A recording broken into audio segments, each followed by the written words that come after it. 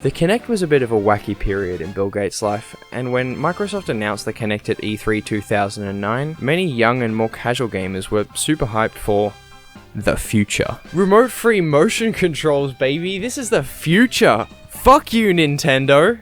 Also, Steven Spielberg was there to announce it, so that probably did something as well. For these people, the hype continued up until the Kinect was released in 2011, although there was a lot of concern from the more devoted gaming community as to whether or not the Kinect would be able to live up to its promises. Fake, bad, epic, fail, Microsoft. It didn't live up to those promises. The Kinect can track your whole body? No, maybe like your hand if you're lucky or something. The Kinect can fully recognize your voice? That thing had like the speech recognition of like a baby or something. I don't know. There's a little boy called Milo that lives in my Xbox and can fully recognize my face, voice, and emotions? No way, Jose! That's insane! There can't be a little boy in my Xbox? Now, I had the Xbox from the time of the Kinect's launch in 2011, after my dad went and bought it along with L.A. Noire and the orange box, both of which he never touched. But I was never interested in those. For me, it was the Halo LAN parties where I could get dunked on by my friends because I suck at Halo, and the 100% sliders in NBA 2K13, where I remember once I scored 100 points, over 100 points, pretty sure over 100 points in a game with Kobe Bryant. Rest in peace. While I did have those amazing experiences at my disposal, I also had some Kinect games such as Kinect Sports Season 2, Kinect Adventures, and Sonic Freeriders.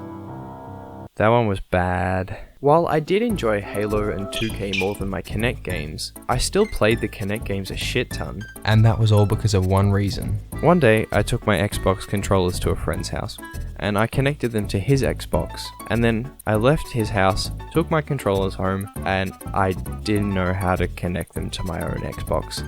And being my dumbass 8-year-old self, I thought, hey, I guess these controllers are broken now, and I didn't use them for a year. This meant I was seriously limited to playing games at my friends' houses, and the shitty library of Kinect games that I owned. The overall library of the Kinect was pretty dog-ass anyway. You had some shitty games like Kinect Joyride, Sonic Freeriders, and Kinect Star Wars. Just hear me out on this one. It's a very bad game, but the dancing aspect is incredible and deserves its own game. You're like,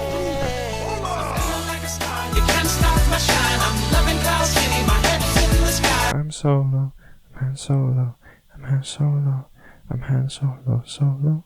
But then on the other hand, you had the first party stuff like Kinect Sports and Kinect Adventures, which were, they're pretty decent, not too bad, I'd play them. However, it wasn't these first party games that were the major reason the Kinect was good. It was the Kinect itself. As I've gone over already, the Kinect had pretty shit recognition of people.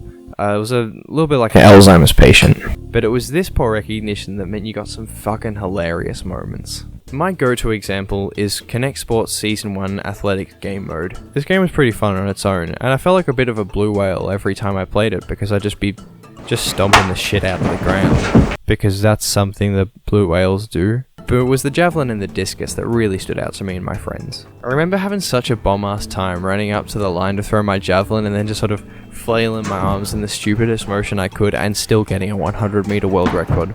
Because I'm just that good. We would always try and see who could do the stupidest thing and get the javelin the furthest, and it was honestly just a really good time.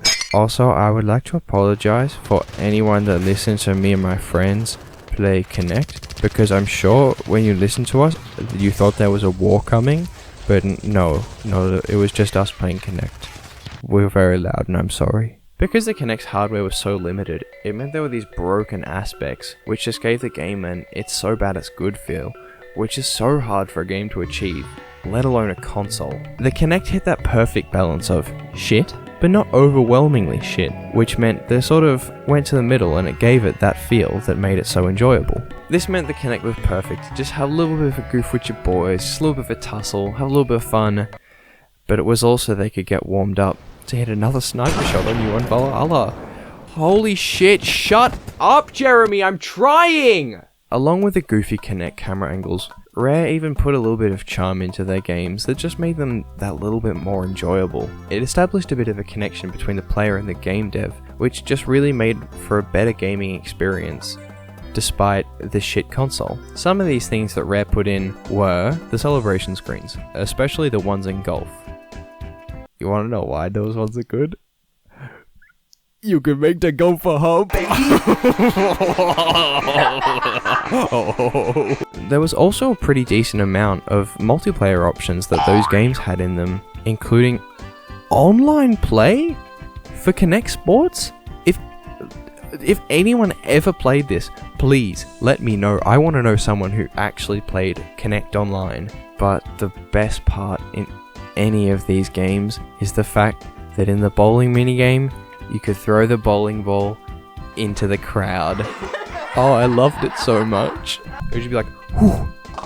Yeah, that's right. Bowling count 1.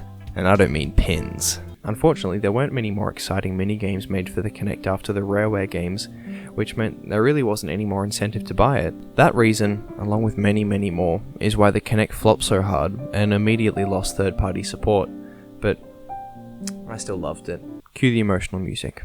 I understand that most barely use the Kinect, and yes, it was a flaming hot pile of doo-doo garbage, but it was one of the most formative pieces of gaming in my life, and it's responsible for me loving video games. It's what got me into video games, and I'm forever grateful for the Kinect, even if it was terrible.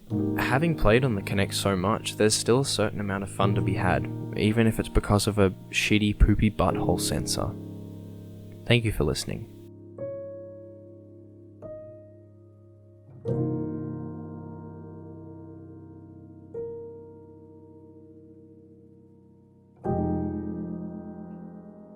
Fuck, I need to take a shit.